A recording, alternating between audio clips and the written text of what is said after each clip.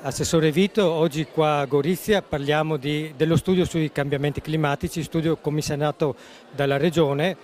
dove si parla in particolare di adattamento ai cambiamenti climatici. Sì, è la prima volta che la Regione affronta in maniera veramente determinata questo argomento, è senza dubbio una priorità dell'agenda della politica regionale, perché il tema dell'adattamento al cambiamento climatico è ormai un tema urgente all'ordine del giorno, un tema che va affrontato innanzitutto con la consapevolezza di quello che sta accadendo. Siamo consapevoli infatti che il cambiamento climatico è in atto anche nella nostra regione, quello che è fondamentale è avere la certezza di capirne bene contenuti e allo stesso tempo azioni per cercare, come appunto corretto dire, di adattarci a questo cambiamento, per cercare di mettere in sicurezza le nostre comunità, perché il tema del rischio idrogeologico, il tema del rischio per l'agricoltura, piuttosto che il tema della necessità di ridurre le emissioni climalteranti sono degli aspetti che hanno una priorità assoluta e sono strettamente collegati anche al tema del cambiamento climatico.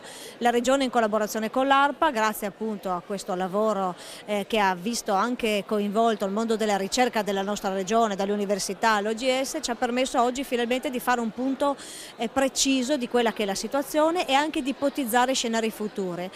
La prevenzione passa necessariamente attraverso la conoscenza. Nel momento in cui gli elementi sono finalmente più chiari, si ha anche la consapevolezza di, con coscienza, prendere le decisioni più giuste. Quindi questo vuol dire intervenire sul tema della mobilità per renderla decisamente meno inquinante, perché sappiamo che il traffico è un elemento importantissimo, vuol dire lavorare con le imprese perché anche lo sviluppo sia sempre più sostenibile e vuol dire ripensare a tanto, compreso il riscaldamento domestico, cioè bisogna veramente, ognuno per la propria parte, fare un lavoro di sistema che possa aiutare a avere dei benefici. Le cose non sono semplici e per portare delle risposte è necessario che a livello regionale ognuno faccia la propria parte, le istituzioni per prima che devono guidare questo cambiamento e allo stesso tempo che si dialoghi anche con le realtà con termini. Le altre regioni, l'Europa, non solo la nostra nazione, perché le risposte possono arrivare soltanto se le azioni sono di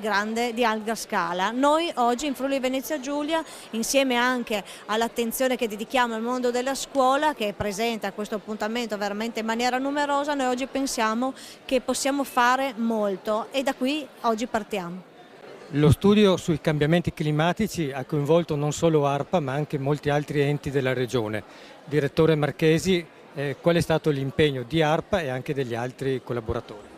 ARPA ha realizzato questo studio attraverso un'azione di coordinamento di tutti gli apporti, contributi scientifici di eccellenza che sono disponibili in questa regione. In particolare hanno lavorato il Centro Internazionale di Fisica Teorica sui temi di prospettive dell'evoluzione climatica, le due università di Trieste e di Udine e il CNR ISMAR, oltre all'OGS, quindi mettendo in rete e a sistema tutte le eccellenze scientifiche della regione. Quali sono in sintesi i risultati di questo studio che andiamo a presentare oggi a Gorizia? Il messaggio fondamentale è che il cambiamento climatico non è una realtà astratta che si valuta soltanto nei vertici internazionali, ma ha effetti locali importanti anche sul nostro territorio regionale. Per esempio abbiamo visto un innalzamento delle temperature, un intensificarsi degli episodi estremi di piovosità o di siccità, un innalzamento della quota del mare, con tutti i possibili effetti che ci possono essere sulle attività economiche, dal turismo all'agricoltura alla gestione delle infrastrutture. E quindi è particolarmente importante che la Regione, come ha già programmato, si doti di una strategia regionale per l'adattamento, per le misure di adattamento, e quello che faremo nei prossimi mesi.